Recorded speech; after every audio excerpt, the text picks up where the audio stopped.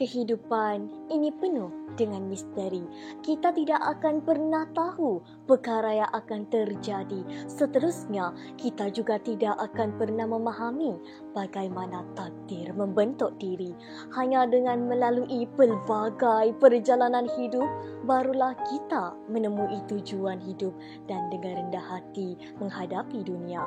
Bismillahirrahmanirrahim. Assalamualaikum warahmatullahi wabarakatuh. Salam sejahtera, salam kasih dari bumi Kenyalang. Sebelum jauh melebarkan sayap bicara, izinkan saya perkenalkan diri. Nama diberi Dayana Kristina binti Muhammad Hadisuddin dari Sekolah Menengah Kebangsaan Agama Miri, Permata Utara, Negeri Sarawak. Jack Ma, Billionaire Beracuan Unik. Demikianlah judul buku yang akan saya kongsikan untuk anda. Buku ini ialah buku yang dikarang oleh Major Muhammad Qayyum, berketebalan 214 muka surat dengan 34 bab di dalamnya yang berkisahkan tentang rahsia kejayaan dalam kehidupan Jack Ma. Buku ini mengisahkan serba sedikit tentang Jack Ma atau nama aslinya Ma Yun, dilahirkan di Hangzhou, daerah Zhejiang di China pada 15 Oktober 1964. Beliau membesar dalam lingkungan penduduk yang sederhana di Hangzhou pada 1980-an dan berlatar belakangkan sebuah keluarga miskin. Sekarang anda pasti tertanya-tanya, bagaimanakah Jack Ma, pengasas e-dagang terbesar Alibaba ini, menjadi seorang jutawan dan usahawan teknologi yang paling berjaya di dunia? Mari kita susuli bersama kisah ini. Nama Jack ini diberi sewaktu beliau menjadi pemandu pelancong apabila salah seorang pelancong sukar untuk menyebut nama Cinanya.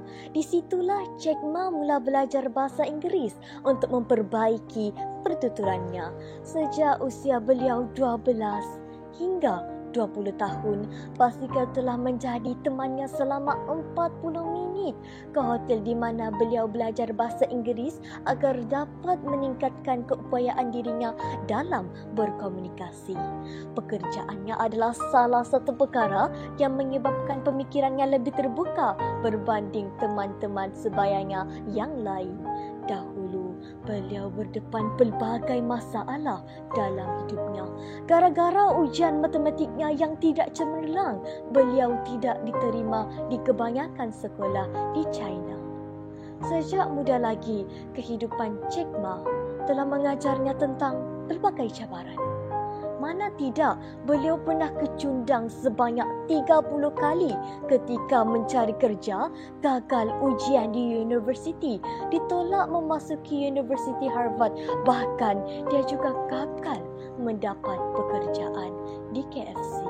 Masalah penolakan sejak di bangku sekolah sehingga ke alam pekerjaan ini telah menjadi titik tolak dalam kejayaan Jack Ma. Kegagalan dan penolakan yang bertali arus itulah yang menjadi pencetus semangat untuknya bangkit. Baginya, pengalaman dalam kegagalan bukan sekadar menjadi pembakar semangat juangnya, malah membuatkannya setia pada visi untuk mencipta tempat di mana rakan sekerja dan kaki tangannya dihargai.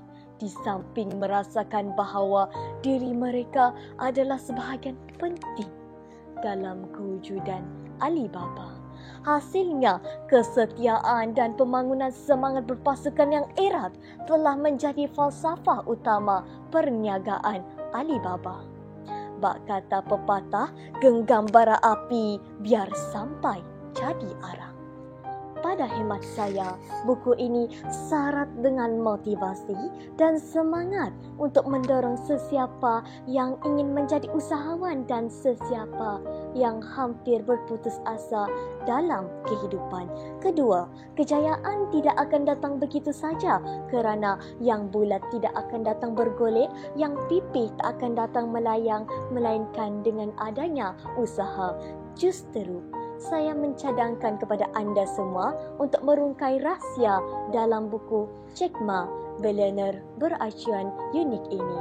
Ayo kita jejaki langkah Jack Ma dalam menghadapi cabaran yang akhirnya telah memperoleh kejayaan.